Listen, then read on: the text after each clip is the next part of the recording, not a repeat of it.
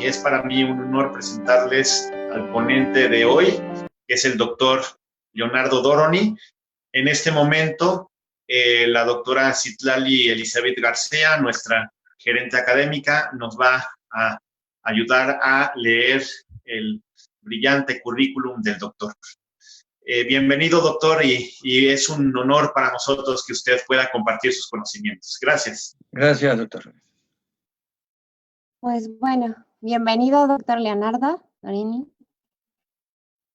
Pues les presentamos al doctor, es doctor en psicología, es docente universitario en posgrados, tallerista y conferencista internacional, integrante del grupo de la Clínica Centro Psique de León, Guanajuato, psicoterapeuta de parejas, familias, grupo individual, integrante y cofundador del Frente Nacional para Prevención del Suicidio de México, Iberoamericana de Suicidología y cofundador de la USULAC, Asociación de Suicidología de Latinoamérica y el Caribe, y Acompañando Vidas México.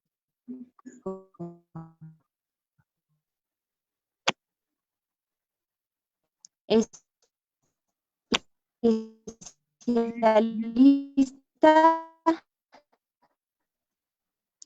de la emergencia en desastres. Creo que se está trabando mucho el audio. Sí. Sí. Si no, si me permite, Citlali, Sí, claro. vuelvo a repetir, es que se empezó a trabar. Sí, un segundo, Sí. permítame, doctor, lo voy a presentar.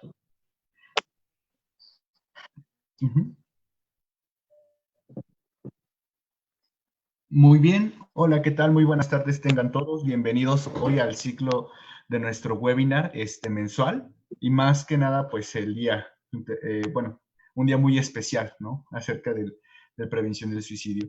Les presento al doctor Leonardo Doroni Saturno. El doctor es psicólogo, es doctor en psicoterapia, es docente universitario en posgrados, tallerista, conferencista internacional, integrante del grupo de clínica de Centro Psique de León, Guanajuato, psicoterapeuta de parejas de familia, grupos individuales, integrantes y cofundador del Frente Nacional para la Prevención del Suicidio en México, de REDUSUI, Red Iberoamérica de Suicidología, cofundador de ASULAC, Asociación de Suicidología de Latinoamérica y el Caribe, y Acompañando Vidas de México. Es especialista en psicoterapia de la emergencia en desastre y en intervención en crisis. Socionalista, especialista en grupos e instituciones, psicoterapeuta comunitario y asesor en políticas públicas, presidente de NENA, Números de Emergencia 911 para México y Latinoamérica. Bueno, doctor, pues un gusto que usted esté aquí con nosotros, y pues sin más por el momento lo dejo compartir pantalla. Ok, muchas gracias por la invitación, y bueno, bienvenidas y bienvenidos a los que están presentes.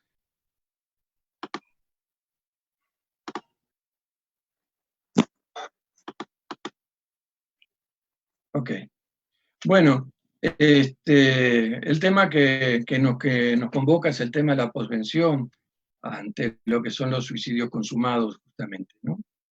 Nosotros tenemos que ver que de alguna manera el tema de la posvención todavía está, yo lo llamo, muy en pañales aquí en México, y fundamentalmente en muchas partes de América Latina también, ¿no? Entonces vamos a ir presentando qué es la posvención en sí, para después llegar a la parte de qué se puede ir haciendo desde esta concepción. Tenemos que ver que el efecto de un suicidio tiene que considerarse que genera siempre diversos efectos según para cada persona.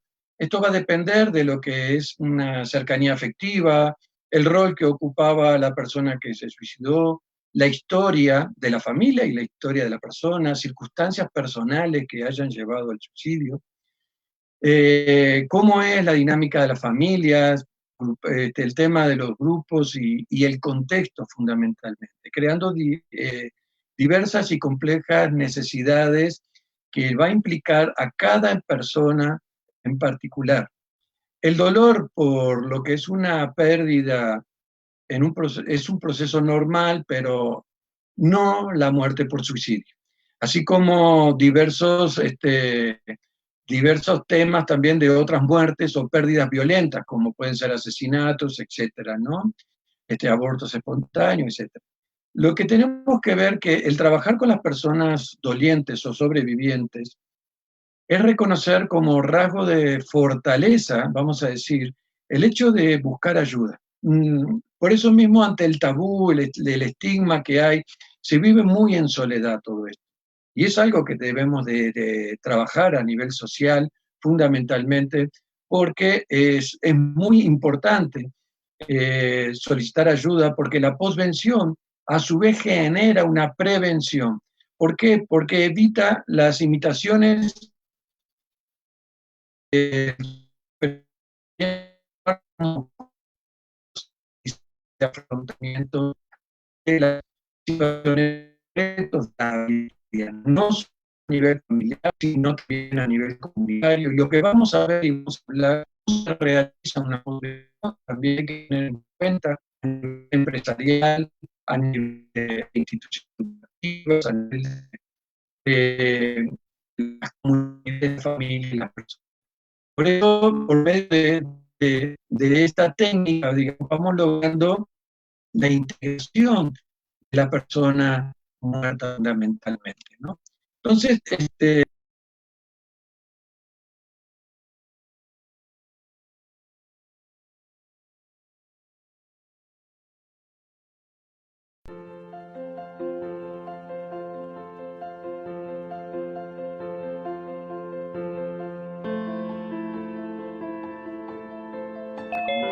¿no?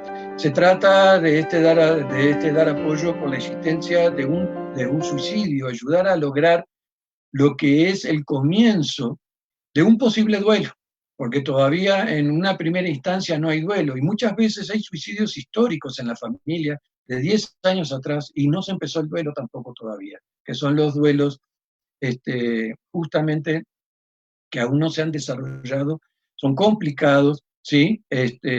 Y entonces de alguna manera no solo se trata de hacer la posvención a las personas, a las familias que recién se les suicida a una persona, sino fundamentalmente a aquellos que se le han suicidado en algún momento de su vida y no han trabajado al respecto. Por eso hay que trabajar los factores de riesgo que suele causar el hecho de este suicidio consumado como tal, ¿sí? Ahora, es fundamental ver que es otra técnica que genera una prevención, ¿sí? O sea, ¿qué queremos decir con esta parte? Vamos a decir que el efecto de lo que puede ser es tomar en cuenta que el duelo por el suicidio no es un duelo cualquiera. Es muy complejo, fundamentalmente, y muy complejo para poder empezar. No se debe de juzgar el tipo de reacciones, fundamentalmente, y en este sentido, siendo además que cualquier sentimiento es aceptable. Cuando hablo de cualquier sentimiento, tenemos que ver que hay personas que reaccionan con un shock, otras personas con una justificación, otros se sienten muy culpables, hay una incredulidad en muchos familiares cercanos, hay dolor, pero fundamentalmente esta vergüenza por el estigma y el tabú social en donde estamos viviendo, porque todavía el tema del suicidio a nivel cultural se ve como un tabú, como una vergüenza social, ¿sí? Entonces, es importante que tenemos que diferenciar que hay duelos por accidente, por muertes de enfermedades, ¿sí?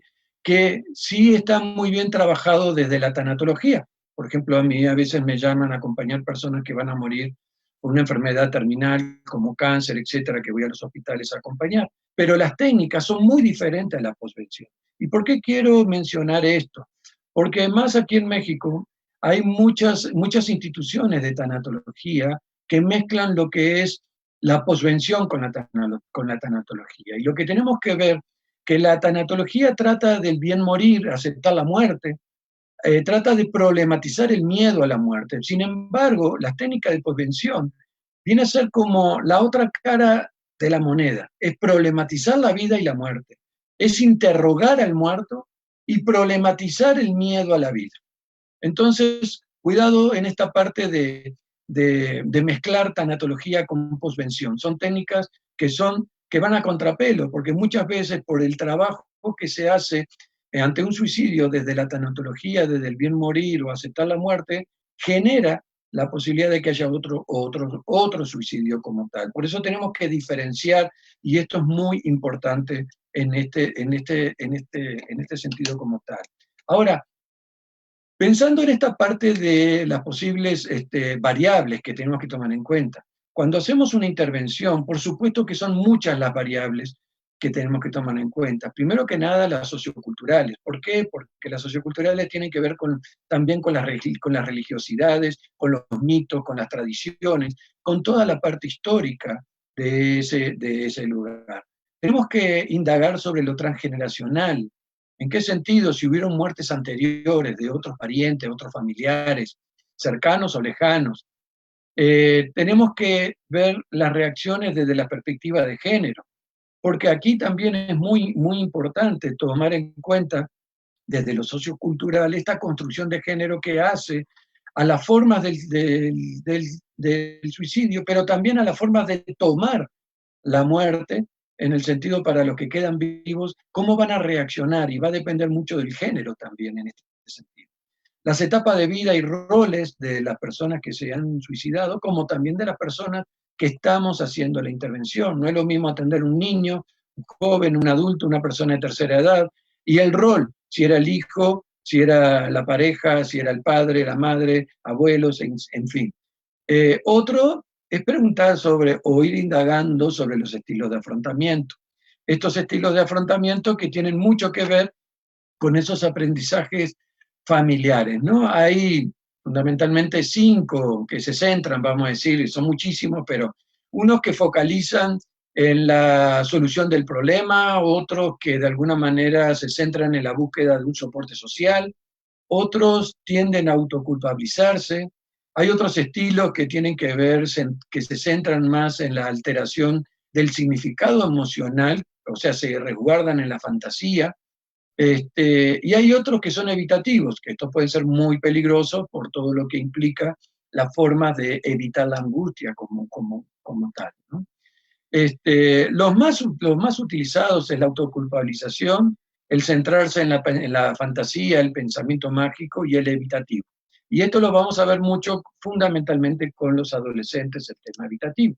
Ahora después vamos a ir explicando esta otra parte. Otra de las variables que tenemos que ir tomando en cuenta tiene que ver con los grupos religiosos, con la religiosidad de la persona, en qué cree y cuáles eran los principios, y de la familia que lo rodea. El grupo étnico, las situaciones económicas, los apoyos que puedan tener o no, los sistemas educativos, o sea, cuál es la funcionalidad educativa en cuanto al nivel de pensamiento, el de darse cuenta, esta parte del desarrollo cognitivo, y fundamentalmente algo que el doctor Molina practica mucho también es lo epigenético, ¿no? Esta parte de lo que rodea el contexto de la persona a nivel comunitario y a nivel, vamos a decir, como transgeneracional de la misma comunidad. Hay comunidades que viven 2, 3, 4, 5 generaciones y se van generando prácticas que van normalizando estas situaciones como tal. Ahora, ¿cuál es el objetivo? El objetivo de una posvención, pues primero que nada es analizar justamente las características que presenta este proceso de posible duelo a vivirse por la muerte por suicidio. Digo posible porque todavía no han empezado cuando estamos empezando a intervenir con la posvención. La otra es identificar variables para intervenir y conocer los efectos causados por el suicidio. Como decíamos, cada persona va a variar en su forma de reacción y en su forma de comprender y ver esta situación del suicidio y ver las posibilidades de la vida o la muerte. Las situaciones de posibles riesgos también que se abren en cada persona según estos estilos de afrontamiento que estábamos viendo. Otras situaciones son identificar, además de estos estilos de afrontamiento, el tipo de orientación que tenemos que dar en cada caso de riesgo y posibles canalizaciones interdisciplinares. Por ejemplo, cuando hablamos de esta parte de las canalizaciones interdisciplinares, podemos ver que muchas veces hay que canalizar a psiquiatría, a psicología, tenemos que canalizar a trabajo social para dar apoyos, etcétera, ¿sí?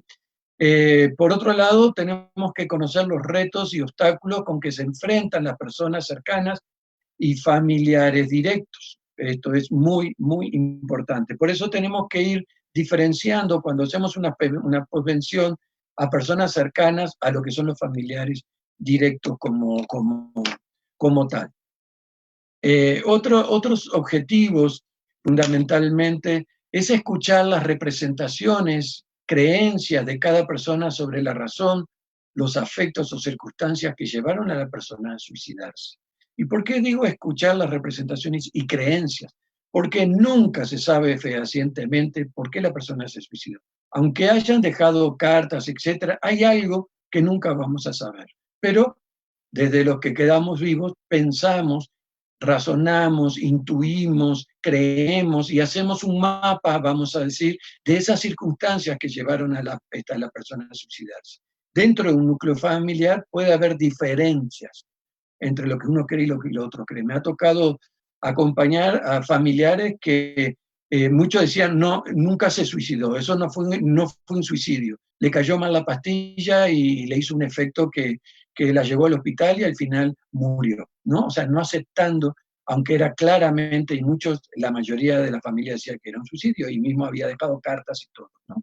Esta parte de la evitación, como decimos, funciona mucho en esta parte de como una manera, digamos, de fantasear que eso no pudo ser así, ¿sí? Hay que hacer respetar el proceso y el dolor de cada quien. En este sentido, desde lo clínico fundamentalmente, o cuando estamos acompañando, tenemos que hacer que cada uno se escuche, pero que no debatan sobre si eso fue así o no fue así. Cada quien tiene su idea. Hay que ver si existió mensajes o cartas dejadas por la persona que se suicidó. Aquí sí hay que ver si hay culpabilización por parte de la persona que se suicidó hacia alguien, o simplemente en muchas cartas aparecen que quieren descansar, que quieren irse con Dios, con su creencia, etcétera, o que la abuelita la estaba llamando, o hubo una muerte anterior y no pudo superar y cree que con su suicidio va a acompañar a la persona muerta, ¿no? Bueno, cada quien va a ir como encontrando esa justificación también. Orientar a las familias o a las personas de acuerdo al rol que deben o no ocuparse según el dejado por la persona que se suicidó. Esto es muy importante porque de alguna manera a veces el que se suicida es quien traía el soporte económico en la casa. Hay que ver cómo empezar a orientar para ver quiénes son los que empiezan a traer sustento para la vida cotidiana, ¿sí? Pero hay que ver que hay que buscar lo posible de no abandonar el propio proyecto de la persona u objetivo de vida, porque si no, corremos el riesgo que ante ese abandono de su propio proyecto o objetivo de vida pueda empezar a crear otra posibilidad de suicidio como tal.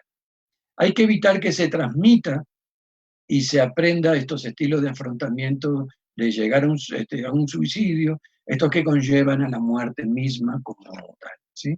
Entonces, es un trabajo que tenemos que ir viendo desde cómo vamos a intervenir fundamentalmente hacia quiénes van a llegar la posvención. Tenemos que pensar que en sí la posvención primero tiene que llegar necesariamente a toda persona que se enteró, que vivió, sufrió un evento que le implica afectivamente a una persona, que le implica efectivamente hacia una persona que cometió el suicidio. Aunque ese suicidio no sea reciente, esto es importante tomarlo en cuenta, ¿sí? Hay que ver que a toda persona del entorno cercano también, y estamos hablando que esto generalmente es lo que no se hace, lo laboral, las instituciones educativas y lo comunitario. Cuando hablamos de esta parte de lo laboral y lo educativo, es muy común hacer los secretos a voces. O sea, todo el mundo sabe que se suicidó, todo el mundo tiene su idea, pero aquí no se habla para no decir nada, hacer de cuenta que no pasó nada, y eso es lo peor que hay porque eso genera otras posibilidades de suicidio también, de identificación, y como le llamamos entre comillas, el contagio del suicidio, ¿no? Son técnicas diferentes el uso de la posvención en lo clínico individual, eso también hay que tomarlo en cuenta, no es lo mismo hacerlo con un niño, con un puber, con un adolescente, con un joven, con un adulto mayor, que hacerlo en pareja, o hacerlo con la familia, o con el grupo, o hacerlo en lo comunitario, en lo empresarial, en lo institucional, como en centros educativos. Cada uno tiene una técnica diferente y tenemos que ver que el contexto es distinto y por lo tanto tenemos que analizar cosas diferentes también. Entonces, cuidado con esto de tener un martillo y ver todo cabeza de clavo, ¿sí? Cada cosa tiene una especificidad y eso es importante a tomarlo en cuenta. Evitemos fundamentalmente las generalizaciones y adecuemos las intervenciones según el ámbito y las personas, analizando niveles de intervención. Y cuando digo analizando nivel de intervención, muchas veces es esta parte que a veces tengo que mandar a un psicólogo porque yo soy un vecino, porque soy un maestro, etcétera, o tengo que mandar al psiquiatra o tengo que mandar a otros niveles de atención en salud para que le den un apoyo según lo que necesita esta persona como tal. Pero ahora, ¿qué tenemos que tomar en cuenta? Si hablamos de que cada persona es diferente, cada franja etaria es distinta. Por eso hay que ver que los niños que vivieron un suicidio cercano, y más si fue familiar, suelen no verse, o sea, no identificarse, o ni siquiera ver al niño que está sufriendo, o suele buscar que eviten saber o darse cuenta, construyendo además estos secretos familiares que traen otros perjuicios a poco tiempo o a pocos años de haber existido un suicidio. Muchas veces estos suicidios, estas familias suicidógenas que nombramos a veces, son los secretos familiares que transmiten paradójicamente el estilo de afrontamiento del suicidio sin darse cuenta que lo están transmitiendo, ¿sí? Por eso es importante tomar en cuenta las edades. ¿Y por qué? Porque cada edad tenemos que ver cómo explicar el hecho según lo que sea entendible para esto, indagando sobre el conocimiento y la noción de muerte. No es lo mismo hablar de suicidio con un niño de 8 años, de un joven de 19 años, de un adulto de 40 años o de una persona de 65, 70 años, ¿no? O sea, son condiciones diferentes, son más bien nociones de muerte diferentes, ¿sí? Concepciones de vida muy distintas. Los adolescentes, sí hay que tener mucho en cuenta la realidad de sus polaridades en la vida, ¿no? Esta parte de la polaridad que va desde la manía total, ¿sí?, a la depresión total, y los momentos que va viviendo un adolescente totalmente muy variables como tal.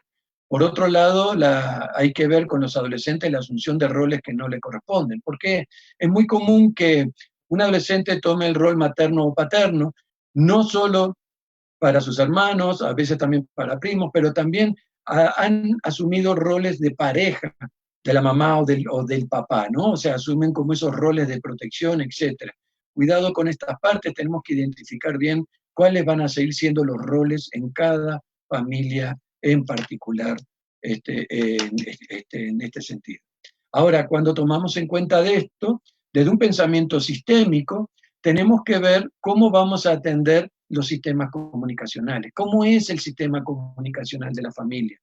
Si es tipo cerrojo, que cierra la posibilidad de comunicación, o no escucho al otro, o solo impongo, en fin, hay distintas formas de comunicarse según las dinámicas familiares.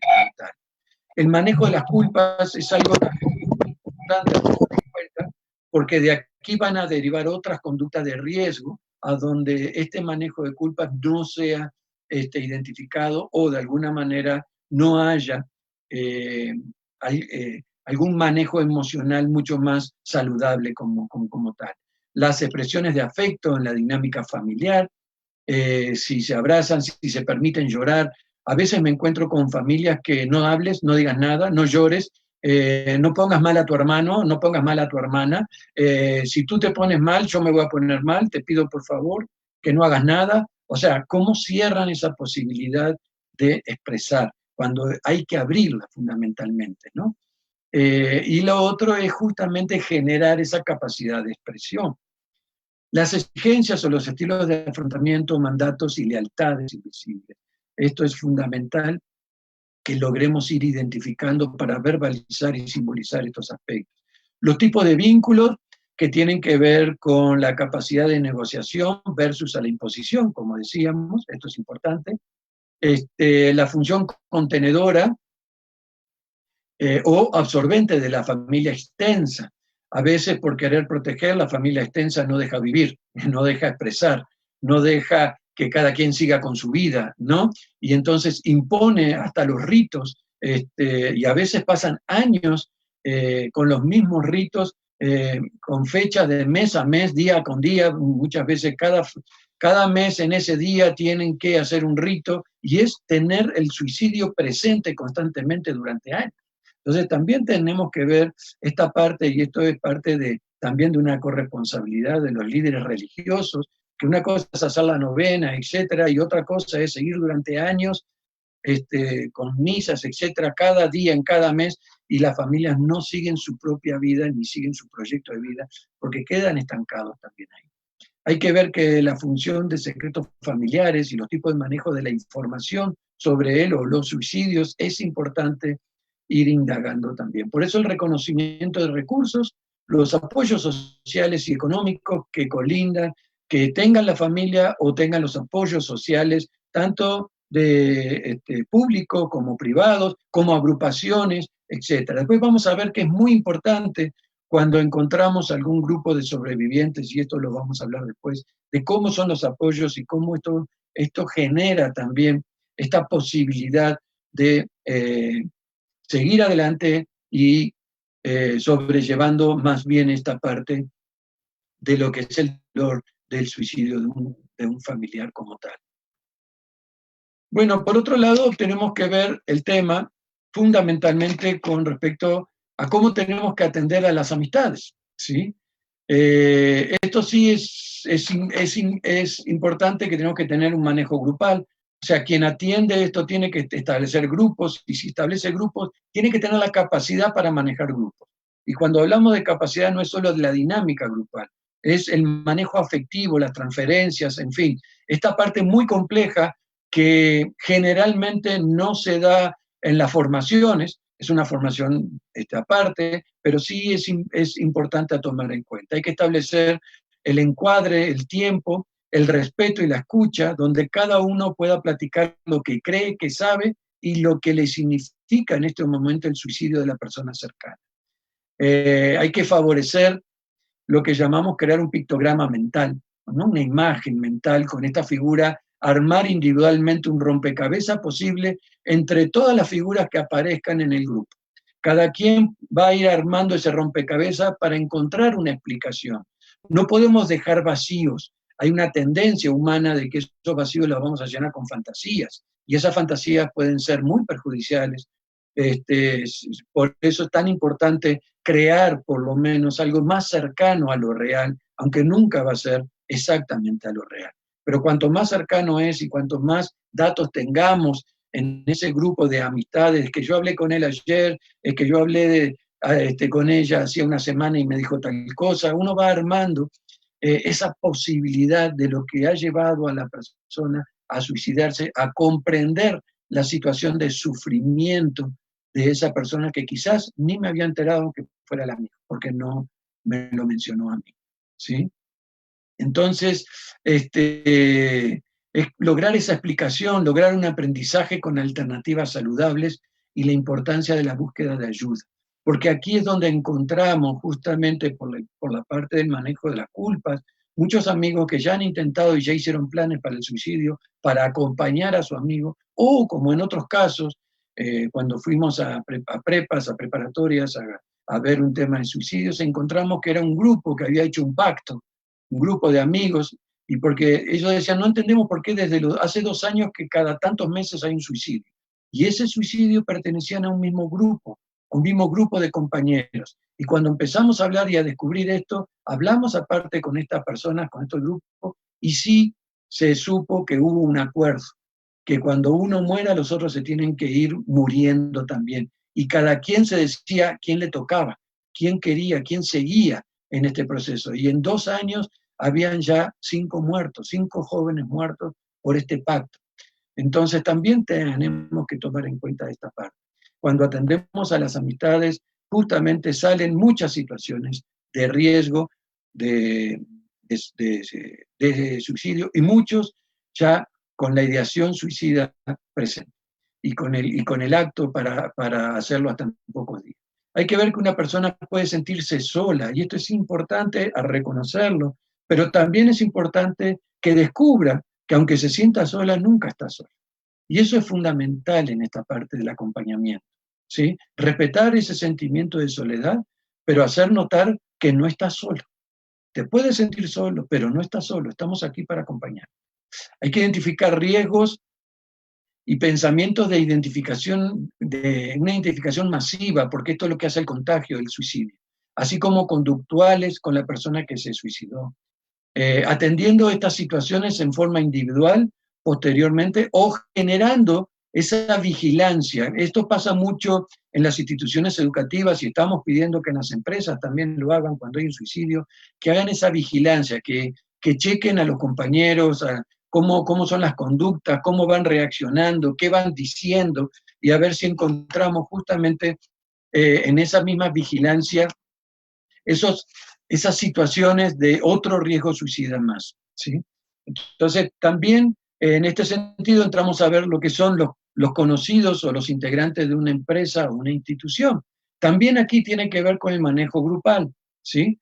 Primero que nada, es importante la notificación oficial de lo sucedido, evitando crear estos secretos a voces. Los secretos a voces generan más fantasías, generan más miedo, más tabú y más estigmatización, y fundamentalmente estigmatiza más a la familia. Entonces, es importante hablar sobre lo sucedido. Hay que establecer, como decíamos, el encuadre, aquí también, hablar sobre posibles manifestaciones defensivas que las personas tienen en los grupos ante la posible angustia. A veces salen risas, negación, hay aburrimiento, otros desatienden, otros no quieren escuchar, otros salen haciendo bromas, otros pueden expresar con rabia, o empiezan a discutir la idea de otro y hasta con rabia, etc. Solo tenemos que ver cómo manejar esas situaciones y entender que estos son defensas maníacas, defensas ante la angustia de la muerte de un ser conocido, de un integrante y quizás de alguien que yo quería como un compañero de trabajo también. Tenemos que compartir lo que se sabe aquí también, así como los integrantes lo que creen saber. Esto también es importante de armar ese rompecabezas, ese pictograma mental para lograr hacer un mapa de lo sucedido. ¿Y para qué es hacer ese mapa? Para darme cuenta que yo no tengo por qué seguir ese mismo camino. Para darme cuenta que puedo crear otros territorios, otro camino, otra ruta, otras avenidas donde pueda transitar hacia la salud y no hacia la muerte. Que hay posibilidades de no llegar al suicidio si yo puedo abrirme y hablar con mis compañeras, con mis compañeros, a decir lo que me pasa, a buscar una atención adecuada. Siempre hay posibilidades de prevenir el suicidio. Por eso es importante que la posvención, en este sentido, cumpla la función de prevención para otros que estaban llevando este mismo camino también. Por otro lado, tenemos que ver que es importante esta parte de que pueda haber personas que fundamentalmente que se permita la posibilidad de los comentarios en el mismo grupo, ¿no? O sea, puede haber personas que lo conocían, otras no. Hay que dejar que se abra esa posibilidad de comentar, interviniendo desde lo que es la educación psicosocial, aprovechando el facilitador de este proceso a hacer educación psicosocial con la prevención del suicidio, porque tanto falta nos hace, ¿sí? Hay que desmistificar el tema del suicidio, rompiendo el tabú para poder hablar y compartir historias personales, sensaciones sobre el tema y experiencias vividas. Cuando trabajamos esta parte, muchos empiezan a decir, porque yo también estuve una vez, porque en mi adolescencia, porque cuando hice el divorcio yo casi me iba a matar, pero logré llegar a hablarlo con una persona. Empiezan a salir historias y que de alguna manera la mayoría de las personas ha pasado por situaciones de idearse en esta parte del suicidio, ¿sí? hay que explicar los procesos, cómo es el comportamiento suicida y cómo es la conducta suicida. La conducta suicida hablamos cuando se instala justamente un síntoma, ¿sí? El comportamiento lleva al proceso a instalar síntomas y a crear la conducta suicida.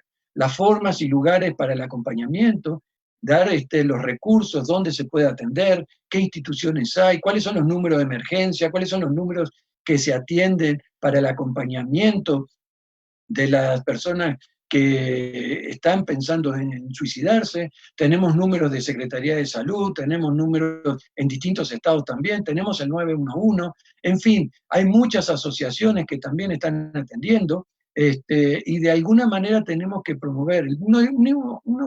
Únicamente los problemas que tenemos aquí, que todavía andamos muy desarticulados en estas herramientas de la cantidad de asociaciones, grupos, instituciones que estamos para atender el suicidio. Estamos muy desarticulados. Ahora con la pandemia se han pasado justamente datos para compartir en dónde podemos llamar, etcétera, pero siguen quedando nada más que en instituciones. Tenemos que seguir compartiendo, que las universidades lo tengan, que de alguna manera los grupos lo tengamos, y no solo el grupo de prevención de suicidio, también otros grupos que atienden otras situaciones, si discapacidades, si el tema de violencia de género, etcétera, que tengan también esos directorios, son muy importantes para que también podamos compartirlos con los colonos, con los líderes de las distintas colonias, para que ellos también tengan estos datos en el caso que vean algún vecino con ciertos problemas y compartirlos, ¿sí? Eso es muy importante.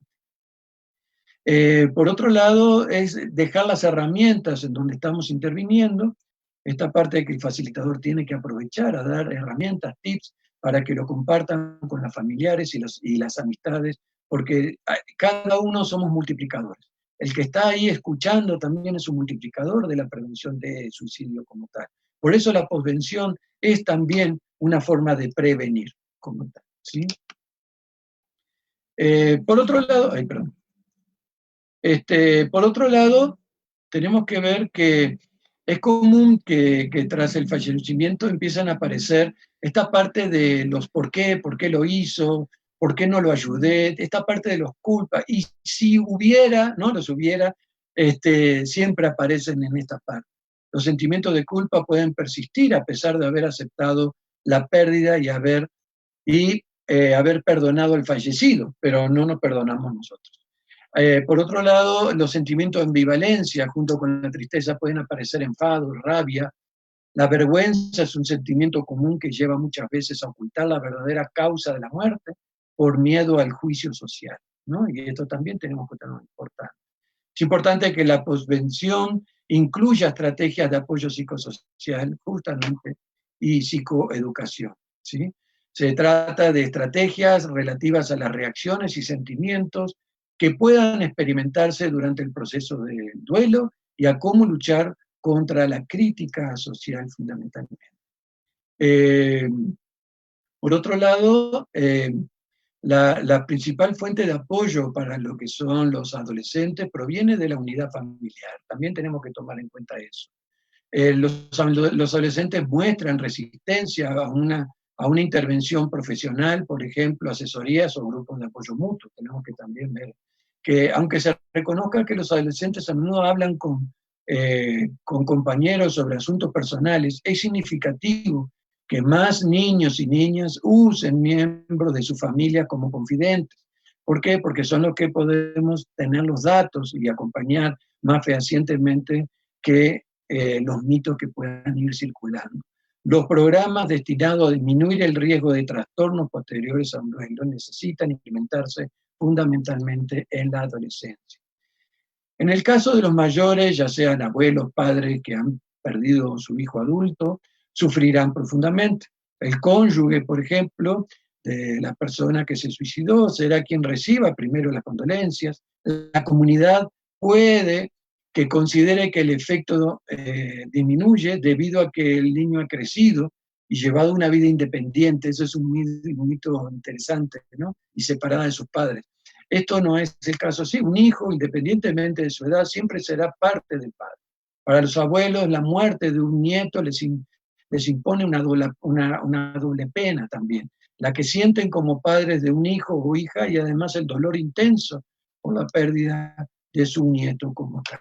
Entonces vean qué diferente es fomentar esta parte de lo que es hablar de la posvención, pero cómo podemos diferenciar cada etapa, cada franja etaria, cada situación, cada ámbito y cada recurso en esta realidad tan vasta que tenemos socialmente, comunitariamente como tal. Ahora, la posvención no solo la tienen que hacer los profesionales, también personas que se preparen, aunque no sean profesionales, pueden ser facilitadores de la posvención. Pero acuérdense fundamentalmente, la posvención no son las técnicas de la tanatología. Esto sí es importante.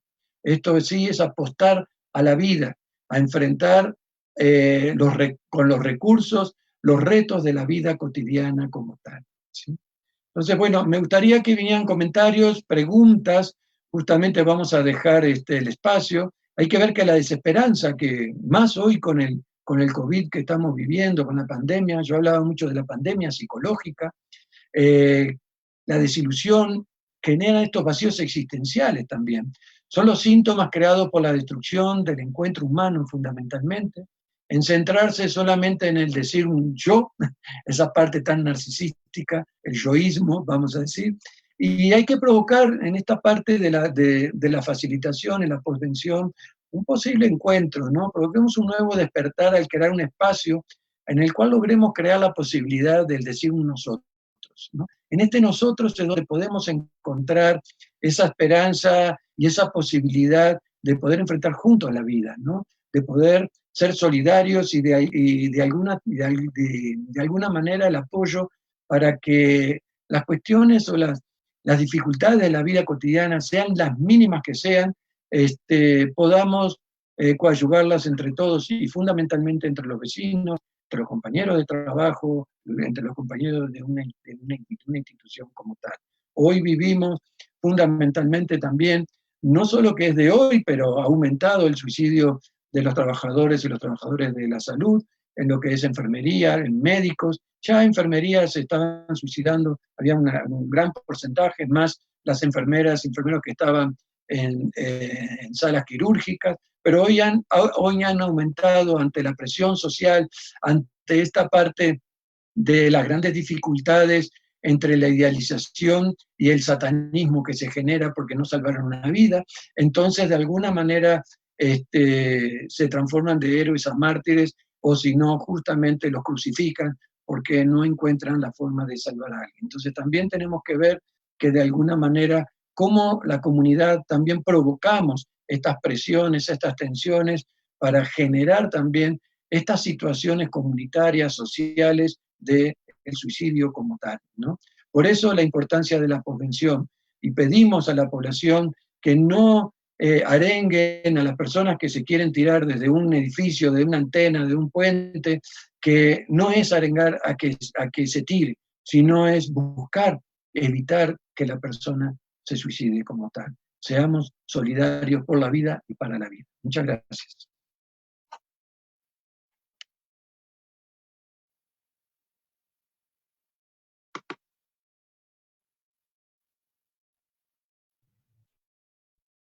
Muchas gracias, doctor Doroni. Gracias. ¿Tienen alguna duda, alguna pregunta que puedan hacer al doctor Doroni? Sí, doctor, soy Lourdes Blanco. A mí me gustaría preguntarle al doctor, en estas técnicas diferentes al manejo de duelo para la posvención, ¿cuáles se ha visto que son más adecuadas? Sé que depende su aplicación de todos los factores que amablemente nos señaló, pero en cuanto a eficacia, ¿qué pudiera decirnos? Bueno, yo creo que la eficacia, primero que nada, pasa por ti mismo, por no tener el miedo de hablar sobre la muerte y por tener el tiempo y la disposición de escuchar el dolor y el sufrimiento de la otra persona.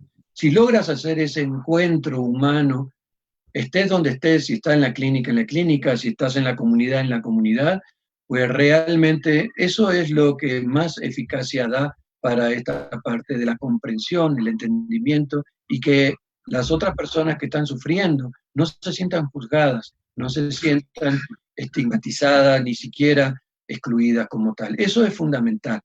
En cuanto también tenemos que ver que muchas veces cuando recibimos una familia, hacemos algunas sesiones con la familia y tenemos que canalizar para continuar la posvención entre otros colegas a los distintos integrantes según cómo se encuentren en la familia. Por ejemplo, si hay adolescentes, quizás tengamos que canalizarlos también individualmente a una atención de posvención con alguien especializado para que atiendan al adolescente mientras otros están atendiendo a la pareja, etcétera, por los distintos efectos y los distintos síntomas que empiezan a aparecer, ¿sí? A veces aparecen consumo de sustancias, a veces aparecen problemas en la pareja, donde ya los hijos no tienen para qué estar ahí, tenemos que separar, digamos, la atención, que los hijos vayan a otro lugar, ¿no? Porque a veces el tema se empieza a culpabilizar entre los miembros de la pareja, de quién no escuchó la situación, de quién fue el culpable, de quién no atendió, y cuando en este momento no se trata de culpabilizar, sino buscar que entre la pareja se apoyen para salir adelante juntos, porque este no es solo un problema individual, personal, sino fundamentalmente, de hecho, en el fondo es un problema social que tenemos. Gracias. Gracias, Luz. Sí, Patricia Vidal. Gracias, buenas tardes.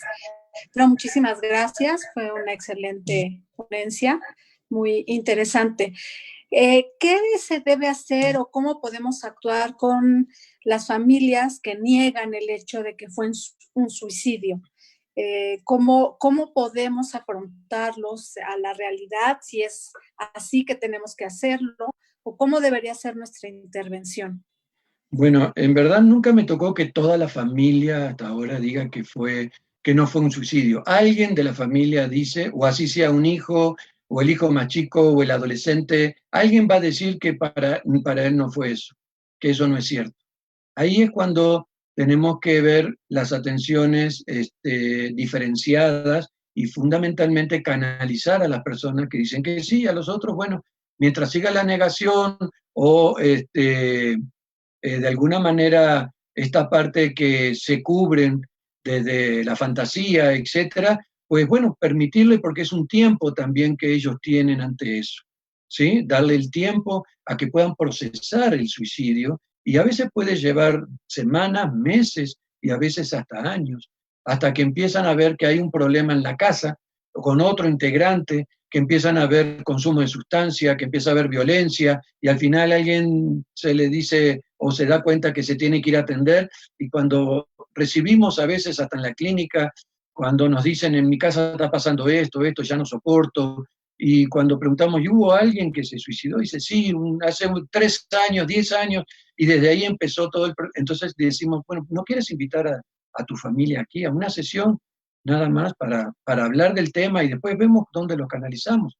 Entonces, lo que generamos es esa invitación posteriormente al tiempo de lo sucedido, pero cuando ya hay alguna situación sintomática, a veces llegan hasta otro suicidio en la casa también, ¿sí? Lamentablemente. Por eso decimos que hay familias suicidógenas, que realmente tengo una situación ahora atendiendo que en un lugar yo digo, bueno, voy a tener que hacer casi una intervención comunitaria porque son como 80 de la familia y en todos los núcleos familiares hay un suicidio, hay intento de suicidio y siguen negando.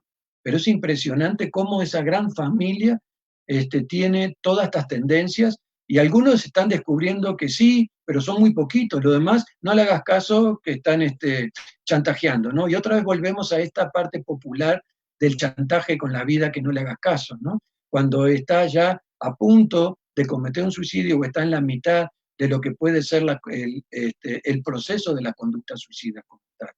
No es hacerle caso al chantaje, a comprarle la bicicleta o lo que sea, es que hay que escucharlo para atenderlo. Hacerle caso al chantaje es más bien atender a la persona que está chantajeando con su vida. Ahí ya tiene un problema y lo tenemos que atender. Y muchas veces surge esto para seguir atendiendo a esa familia que quizás años atrás negó el suicidio de ese familiar. Gracias. Tenemos algunos comentarios del chat. Doctor David, David, ¿me puedes ayudar, por favor, a leerlos? Por supuesto, claro que sí, doctor. Muy bien. Bueno, una de las preguntas que hacen, bueno, comentan, ¿cuándo se tiene una creencia arraigada que el suicidio es un pecado? ¿Cómo se trabaja en creencias para amortiguar el dolor?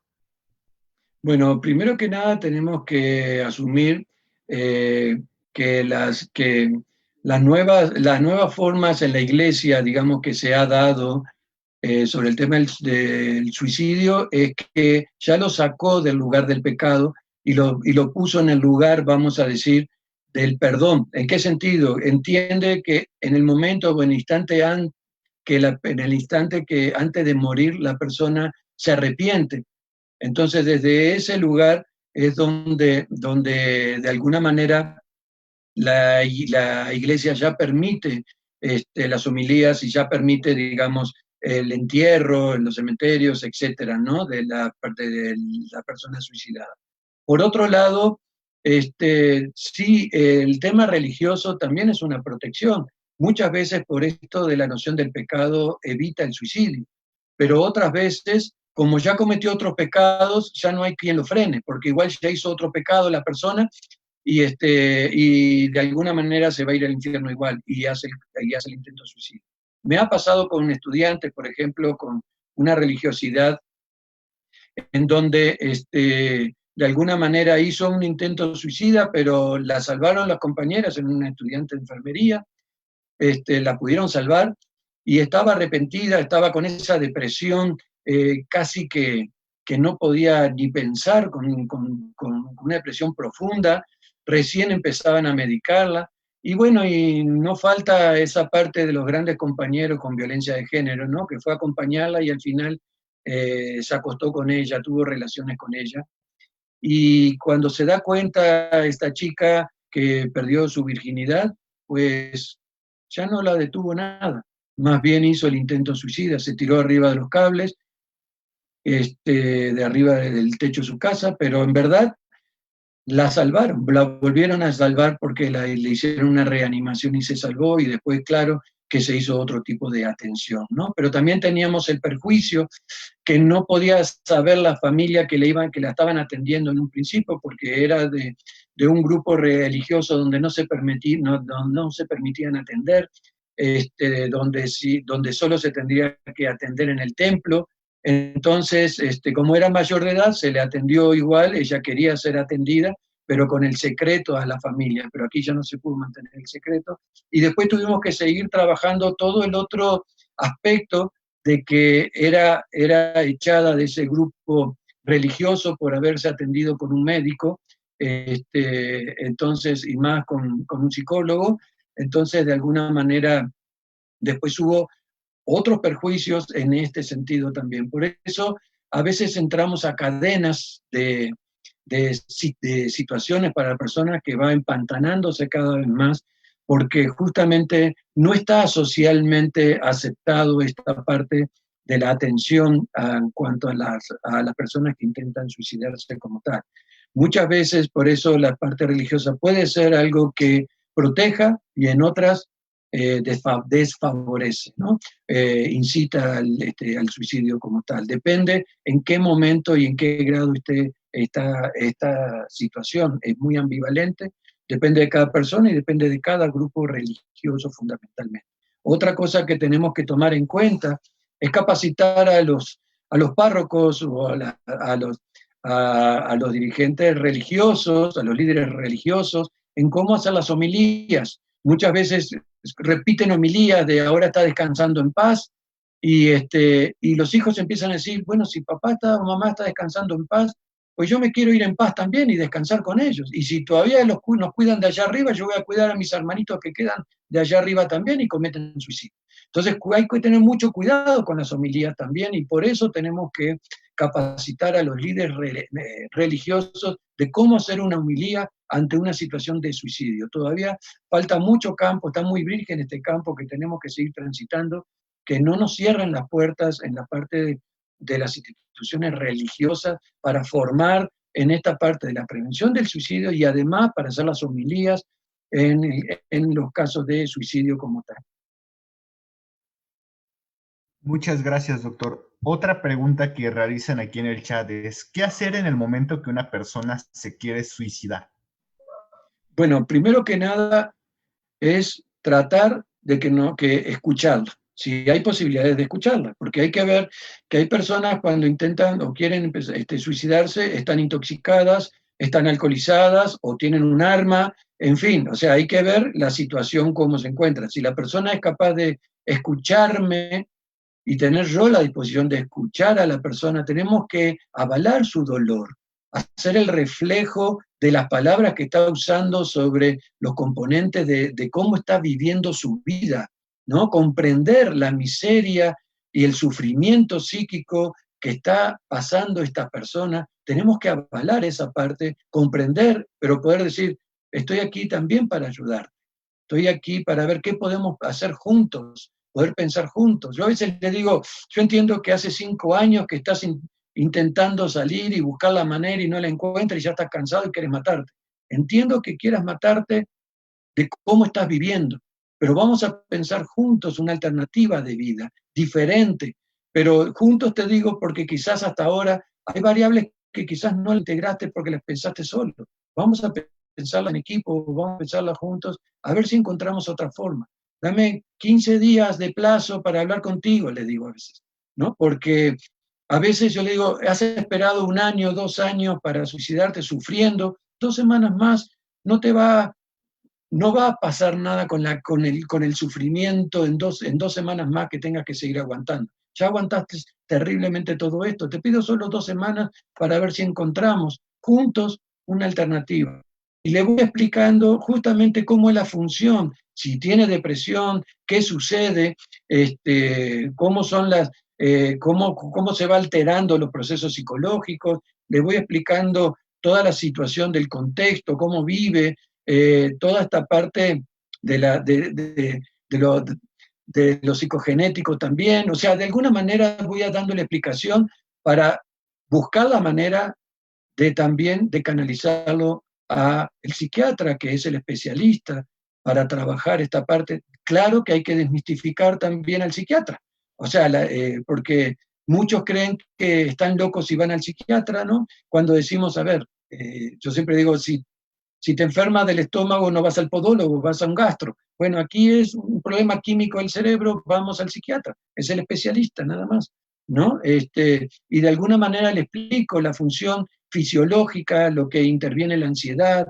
lo que provoca la angustia ante la ansiedad, la crisis de pánico, las impulsiones, o sea, le voy explicando todo eso, el sentimiento de desvalía, de baja autoestima, de inseguridad, que ve todo gris, o sea, cómo son los síntomas de una depresión, si tiene la depresión, o el dolor por una pérdida reciente también, porque a veces los intentos suicidas no es que tengan una depresión, hay una impulsividad también, o hay un proceso que es prácticamente automático a veces por una pérdida, por una crisis. Por eso tenemos que atender también la crisis suicida como tal. Muchas gracias, doctor. Vamos con la siguiente pregunta, porque hay varias. Ajá. Permítame tantito. Ok, la otra pregunta sería, bueno, en primera lo felicitan, doctor, excelente información para trabajar con la posvención. Muchas gracias, doctor Doroni. Ok. La otra cuestión, lo otro que colocan es, ¿cómo sería adecuado ayudar a una persona que se siente culpable después del suicidio de alguien cercano? Ok. Siempre vamos a la escucha. Primero hay que ver en qué se siente culpable, cómo se siente culpable y qué está viviendo desde esa culpa, ¿no? Y muchas veces tenemos que hablar sobre que es imposible controlar una persona a las 24 horas y de cuidarla de que no se suicide. Y por eso también nosotros hablamos de los momentos de una internación en ciertas situaciones, porque no podemos controlar a una persona totalmente. Y muchas veces también hablamos de que también depende de que esa persona quizás no sabía los tips del sufrimiento, de lo que es una conducta suicida, porque hay mucho desconocimiento en la población. Hasta profesionales desconocen lo que es el proceso de una conducta suicida. Y me he encontrado que hasta psicólogos desconocen lo que es el proceso de una conducta suicida. ¿Sí? O sea, también vamos a desmitificar esta parte que los profesionales sabemos, no, hay que prepararse y hay que indagar y hay que formarse para esto. Y a la población tenemos que hacer psicoeducación y dar tips e información de cómo es identificar. Fundamentalmente las escuelas tienen esa gran posibilidad de hacer el rol con los papás de familia y con los compañeros, digamos, en el aula, de cómo identificarlo, las conductas o los síntomas que pueda tener un compañero en el aula o que los papás vean el comportamiento de su hijo o su hijo traiga notificaciones de que un amigo le está pasando tal cosa. Podemos decir, te puedo dar tips a mi hijo para que lo apoye y acompañe al amigo, o podemos hablar con los papás de ese amigo de mi hijo, vamos a decir. En fin, podemos dar opciones, porque las personas no saben naturalmente cómo es el proceso, y más con los mitos que hay y el prejuicio, esta parte del tabú sobre el tema del suicidio, peor, más se cierran, y es importante que decirle a la persona que no sabía qué estaba pasando y no sabía cómo ayudar a la persona. Claro, ahora entiende lo que estaba pasando, pero en su momento no. Muchas veces pasa lo mismo, a veces con un abuso o una violación infantil. Cuando trabajamos con la persona adulta que ha vivido, sufrido una violencia sexual de estas características, a veces la ponemos en el lugar de, a ver, piénsate ahora como un niño, piénsate ahora como si fueras tu hijo de 5 años. ¿Qué sabes tú de esa violación? ¿Qué sabes tú que es un abuso sexual? ¿No?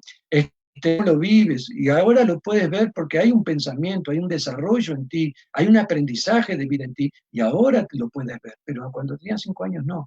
Aquí pasa igual, muchas veces trabajamos desde ese lugar, desde el no saber, y era imposible ayudar a la persona porque no sabías, ¿sí? Por ejemplo, llegan muchas personas a consulta por la prevención y dicen, nunca dieron, no sabíamos porque nunca dio ninguna señal mi hija que se iba a matar. Es imposible, siempre dan señales. Lo que no sabemos es escuchar. Claro, no le vamos a generar la culpa al familiar. No, es que te pasó esto porque no la escuchaste. No, simplemente vamos indagando y ver que de alguna manera en el tiempo vamos descubriendo las señales que fue dando la hija, pero no sabían y no se daban cuenta. Que hablaba poco, que en los cumpleaños no aplaudía como antes, que quedaba con pocas amigas, que no le gustaba salir, que después revisando el Face me doy cuenta que en el Face ella ponía que estaba aburrida la vida, que no sabía qué hacer, y antes yo nunca entré al Face, claro, antes no entraba. Ahora te das cuenta del sufrimiento que había, pero antes no podías saber. Entonces esa es la manera de ir acompañando a los papás, a los familiares, de que con esta culpa que lleva el tema del suicidio, que antes no sabían, antes no podían ayudar porque no tenían las herramientas, no sabían qué estaba pasando, y ahora quizás como sobrevivientes pueden darle un apoyo indirectamente en esta parte de generar apoyos a la población, generar apoyos a otros grupos. Por eso los grupos de sobrevivientes son muy importantes, no solo porque entienden y se entienden lo que viven, sino fundamentalmente porque es una parte que también se prestan a acompañar a las personas que están sufriendo con ese conocimiento adquirido por la misma pérdida de su familiar. Ahora tienen las herramientas de apoyar a otros para que no haya otra muerte como tal. Muchas gracias, doctor. Otra pregunta que nos hace es, hola, ¿qué técnica funciona mejor para contener la conducta suicida, para evitarla? ¿La terapia cognitiva conductual u dialéctica? ¿Son de ayuda? Bueno, ambas funcionan muy bien, claro que sí. Depende también el momento, la situación mental y cognitiva que tenga la persona. Yo uso muchas veces la parte, digamos, de lo que es la filosofía existencial, y en muchas personas que son formadas, etcétera, profesionales, claro que les ayuda muchísimo esta parte, identificar la violencia social, verse como esclavos en el sistema, etcétera, ¿no? O sea, también desde la filosofía existencial o de la terapia existencial funciona mucho esta parte de la prevención. Yo la uso mucho también uso lo cognitivo, dependiendo y lo dialéctico, ¿no? La terapia racional emotiva, en fin, hay muchas técnicas que se pueden utilizar y claro que sí funcionan muy bien. Lo que tenemos que evaluar es el nivel de comprensión, el nivel de escucha que tenga la persona, porque si tiene mucha ansiedad, si tiene una depresión profunda, pues no tiene ni la capacidad de escuchar, ni de razonar, ni de pensar. También hay que ver esa situación. A veces tenemos que trabajar con un familiar para que atienda o lleve a atender a la persona, y que de alguna manera lo lleve al psiquiatra para que la atienda y pueda ser funcional cognitivamente y después sí empezamos a trabajar. Muy bien, muchas gracias, doctor. Otra pregunta que nos hacen aquí abajo, ponen, ¿el cutting, rasgarse los brazos, la piel con un cuchillo, es siempre previo al suicidio? No, no es previo al suicidio. Depende de las edades. No hay un cutting de 16 años, por decirlo así, pero sí hay cutting como manejo emocional. Es un intento del manejo emocional mal aprendido, ¿sí? Es como estos chavos que pasan a dar una lección ante la pandemia, que pasaban a dar la lección y se empezaban a pellizcar.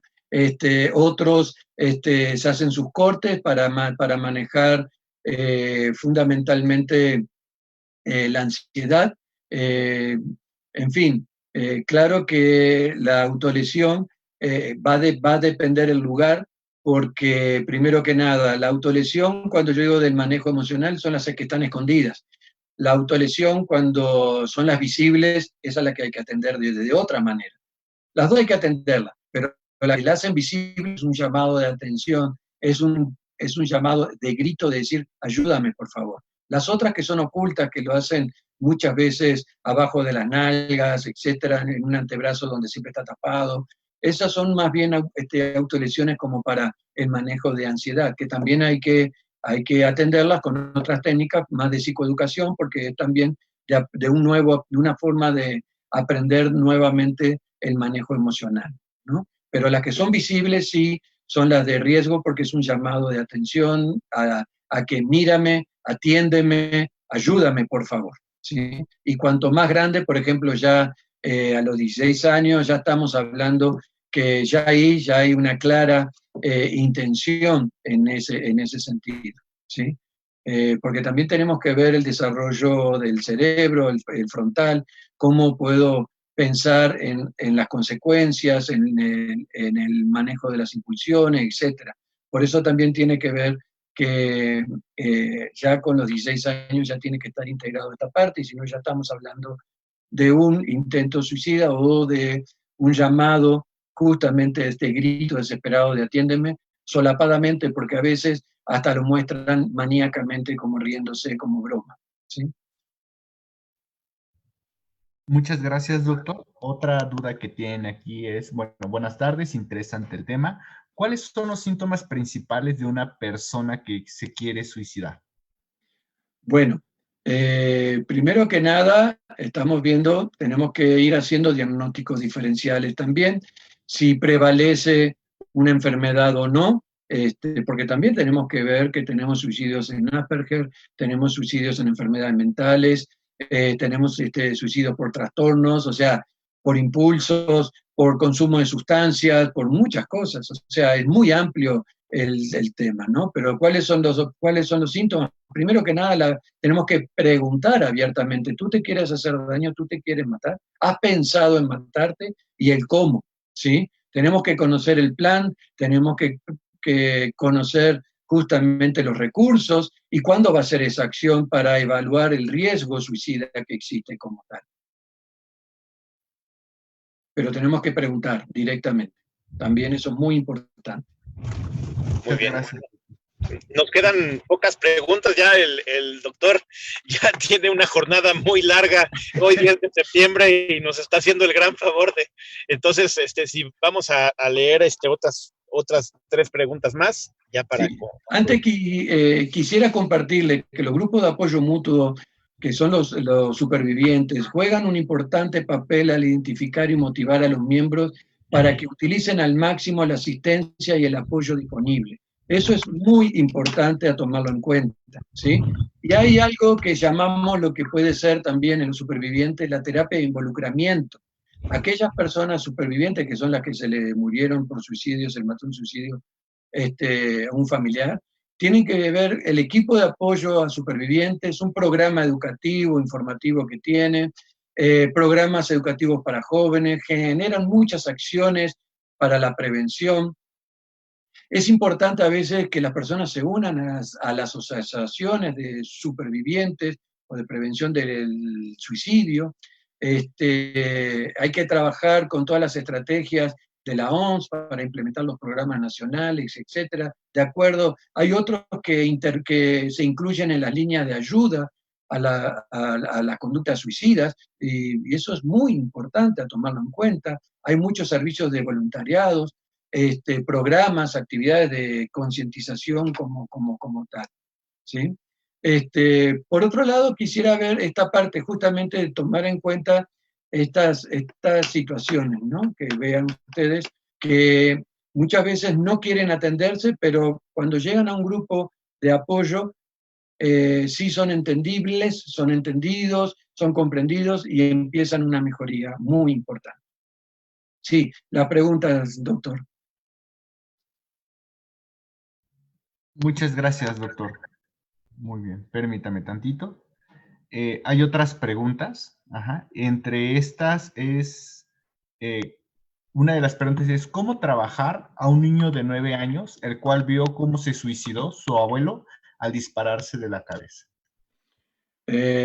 Bueno, primero que nada, cuando se ve el acto suicida, sí genera una situación muy traumática, y eso sí lo tenemos que tomar en cuenta. No es lo mismo el saber que hubo una situación de suicidio, ¿sí?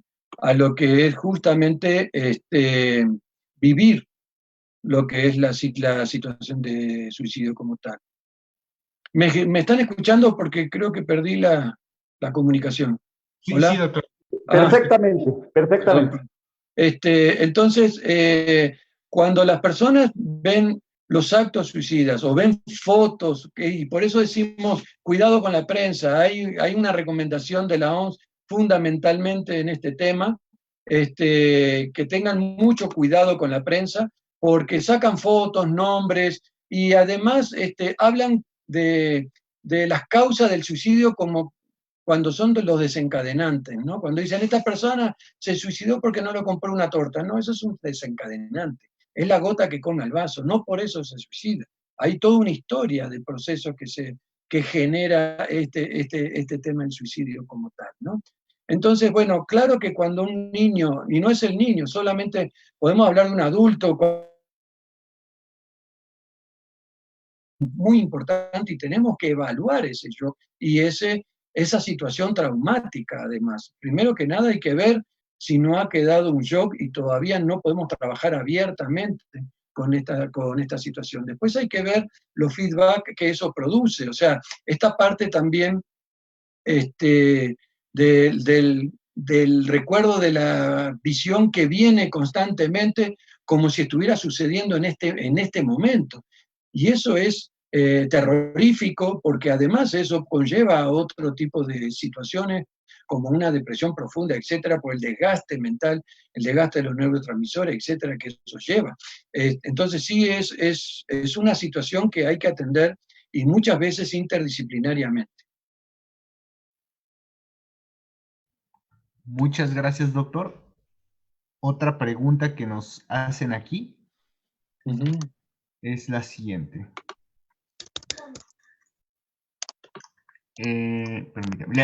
Por cierto, antes de eso, le mandan muchas felicitaciones, doctor. Gracias. Felicitaciones en general, felicitaciones desde Baja California, desde el Centro Médico Muy merecidas, muy merecidas. Ajá, desde el Centro Médico ABC también le mandan felicitaciones. Vamos a ver. Bueno, ¿qué factores son los que ponen en riesgo a una persona que tenga estos pensamientos suicidas? ¿Qué factores ponen en riesgo? Perdón, se me cortó. Los factores que están en riesgo de una persona que quiere suicidarse, primero que nada, es la vida misma, ¿no?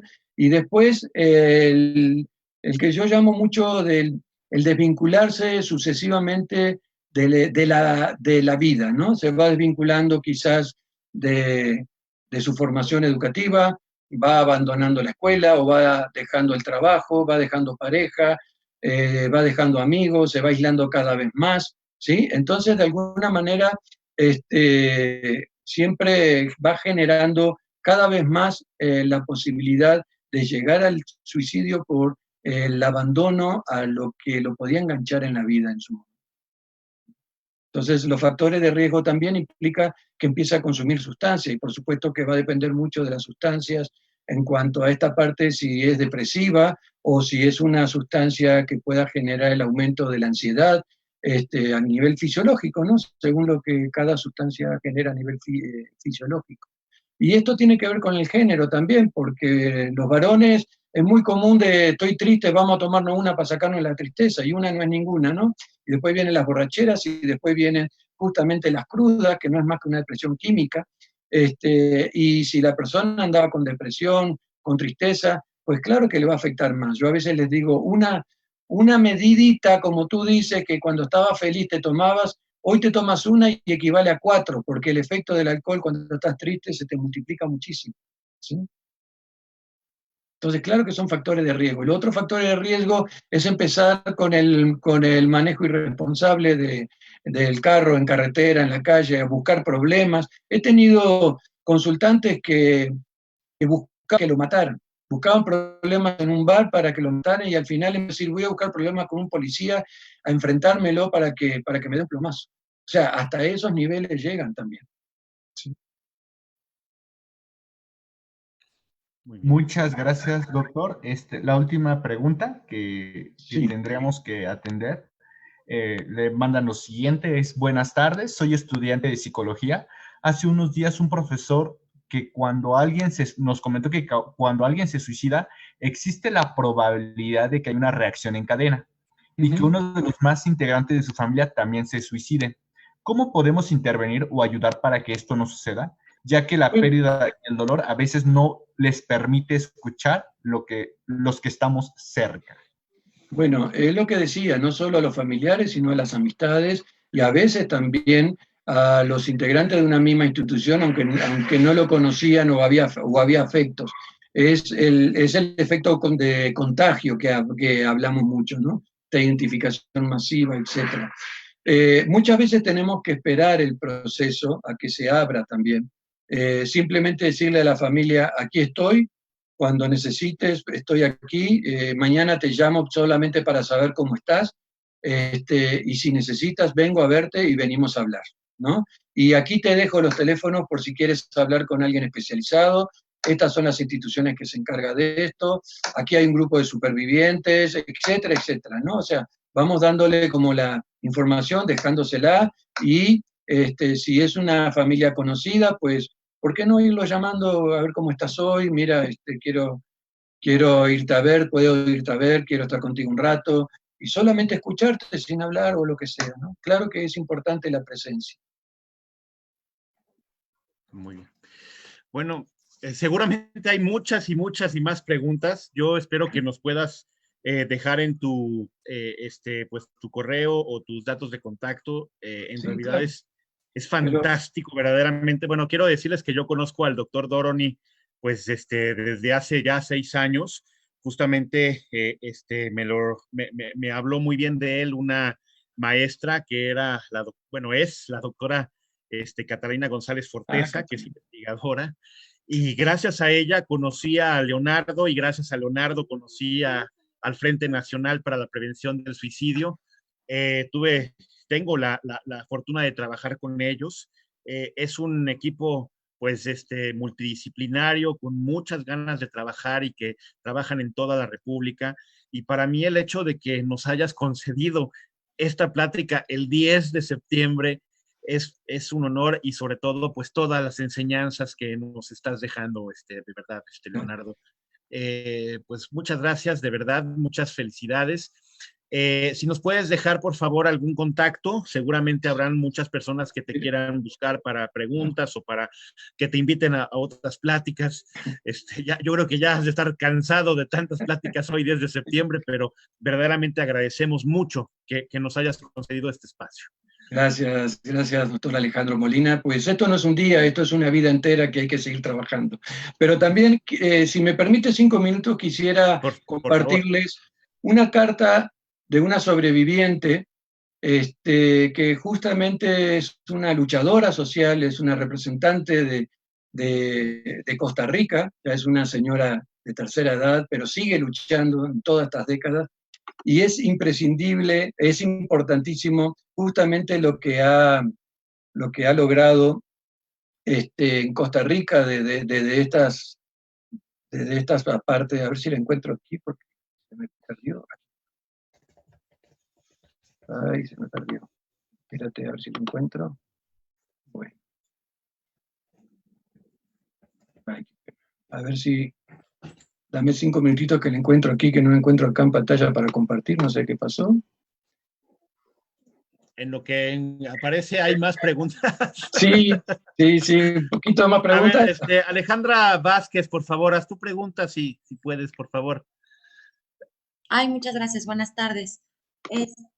Rápido, hablando de esta parte de la culpa y regresando a la posvención, está quien se culpa a sí mismo y está quien culpa a alguien más. Okay. Sobre todo en estas épocas que la gente está muy tensa y que la tasa de suicidio ha subido muchísimo. Bien. ¿Cómo sería el manejo de la posvención hacia la gente que la familia culpa? Que se le prohíba la asistencia a los ritos mortuorios, en caso de que haya cartas, que no se le quieran entregar las cartas, esta exclusión a este cierre. Primero que nada, siempre se busca un culpable. Eso es lo primero que hay, ¿no? El asunto que ojalá sea un culpable de afuera que no conozcamos, por decirlo así, pero siempre es, o era la novia o el novio, o era el amigo o la amiga, o era, ¿no? Siempre se busca un culpable. Y lo que tenemos que intervenir es que aquí no es que haya un culpable, aquí es que hay una situación que no hemos comprendido, de un sufrimiento que no es de ahora y que viene de mucho tiempo. Y que no tenemos que individualizar el suicidio, porque el suicidio es un tema social, ¿no? Y si vamos al caso, los culpables somos todos nosotros, la corresponsabilidad social que no hay para sostener a esas personas y acompañar a esas personas totalmente ante lo que es la desesperanza y la desilusión. Es que estamos metidos en un mar de muertes y no estamos y no nos oponemos a crear un mar de vida, ¿no? Porque las noticias, las cadenas de WhatsApp son todas muertes y muertes y cuántas muertes vamos. Entonces, desde ahí es lo que tenemos que empezar a ver cuando buscamos un culpable. Es que el culpable es un sistema, es una situación que nos trasciende y que de alguna manera tenemos que tomar conciencia para evitar que haya otra muerte como tal. Gracias. Mi pregunta va un poquito más dirigida a la posvención con la persona a la que se está culpabilizando, a la que se le está señalando de responsable. Sí, si es internamente en la familia, tenemos que manejar ese conflicto, ¿sí? Son intentos que una persona hizo para enfrentar un problema, quizás no supo cómo, porque no saben cómo, ¿sí? Entonces, es que porque tú no le escuchaste, porque tú te reías cuando él te decía o ella te decía, porque tú le dabas el avionazo cuando te decía que necesitaba tal cosa. Bueno, quizás no sabía. Ahora, si pasa algo con otro hijo, claro que quizás vaya a escuchar, vaya a prestar atención o vaya a tener otras herramientas para acompañar eso. Pero es algo que ahora voy a leer la carta que tiene que ver con esto que están preguntando también, ¿sí? Dice la compañera Julia Goodrich de Costa Rica, que es presidenta de una asociación de prevención de suicidio, rescatando vidas también, y habla de que el superviviente, una etiqueta necesaria. La palabra superviviente para referirse a las personas en duelo por suicidio dice que fue usada primera vez por el psicólogo Edwin Shedman en el 65. Este término refleja la tragedia que supone un suicidio para la familia y los amigos y el estado de devastación en el que quedan sus vidas. Cuando un ser querido muere es muy doloroso. Cuando la muerte ha sido voluntaria, la palabra dolor se queda muy pequeña, inexpresiva y vacía. El duelo por suicidio es un duelo muy diferente y requería un vocablo propio. Somos dolientes a una potencia muy elevada. Somos supervivientes. Supervivientes porque nuestro mundo se derrumbó cuando se suicidó una de las personas que más queríamos, que más queremos. Somos supervivientes porque nos rompimos en 1000 pedazos en el mismo instante que recibimos la noticia. Somos supervivientes porque nos enfrentamos a la ardua tarea de reconstruirnos desde las ruinas o más bien desde las cenizas. Tenemos que escoger ese puñado de cenizas en el que se ha convertido para nosotros el mundo y nuestro propio ser y volver a moldear las piezas. Para lograrlo, cada uno busca su propia fórmula, aunque no exista receta milagro. Hay días que las piezas aguantan bien y otros en que se derrumban y vuelven a su estado polvoriento. No es fácil reconstruirse desde cero cuando la mayoría de los cimientos necesarios para aguantar la estructura, como certezas, esperanzas, proyectos, ganas de vivir, también se hicieron añicos. Ser superviviente no es simplemente salir vivo de una catástrofe, es esforzarse por querer seguir vivo a pesar de la catástrofe. Solo las personas que viven el suicidio de un ser querido saben lo difícil que es eso. Nadie entiende el trabajo de titán al que nos enfrentamos, procesar un duelo muy complicado y a la vez reconstruir algo parecido a la persona que éramos. Nadie entiende y nadie se esfuerza en entender. En gran parte la necesidad de un término especial nace del estigma y el tabú, de la poca empatía, de las manos no tendidas, de las que cruzan la calle para no saludar, de los amigos que desaparecen, de la sensación de estar solo. Mucho peor que la soledad. No estamos solos. El mundo cierra los ojos, pero somos millones de personas afectadas. Nos teníamos que reunir bajo una bandera, supervivientes. Ha sido la escogida. No sé si es la mejor, pero sin ella somos invisibles. No nos gustan las etiquetas. Nunca hubiéramos pensado que nos autoetiquetaríamos, pero es una etiqueta necesaria para poder hablar de lo que sentimos, para la reivindicación. Ojalá llegue el día en que no la necesitemos. Eso significaría que el mundo abrió los ojos y se volvió más humano, que el suicidio y el dolor que provoca deja de ser un tema tabú. Mientras tanto, necesitamos esa etiqueta para reconocernos y unirnos. Es una manera de decir, lo sé, pasé por lo mismo, no estás solo, te entiendo, cuenta conmigo. Un abrazo, un atajo, una empatía, un cariño. Supervivientes no es una etiqueta, es una condecoración, pero no una condecoración a la que le sacamos brillo y lucimos de cara a la galería, sino una condecoración dolorosa que llevamos dentro, enganchada, con un imperdible a nuestro corazón. Necesitamos tenerla presente, sentir su pinchazo para saber que estamos vivos, que hemos logrado sobrevivir un día más. Pero eso no solo lo entienden las personas que llevan la misma condecoración. No queremos sobrevivir, aspiramos a vivir, pero mientras tanto sobrevivir es lo más valiente que hemos hecho en la vida y seguiremos luchando para que se nos reconozca. Julia Goodrich, Costa Rica. Muchas gracias. Qué motivo, qué gran carta y también refleja pues toda la experiencia fuerte, amarga, pero por otro lado, alguna vez alguien me dijo que el hecho de que salvemos por lo menos una vida, quizá no podemos salvar todas, pero que hayamos salvado una u orientado alguna, pues ya hicimos algo, ya contribuimos con algo. Pero lo que nos comparte esta doctora, qué bárbaro, es muy, muy importante. No tengo palabras para describir esta conferencia. Como dicen, no hay palabras.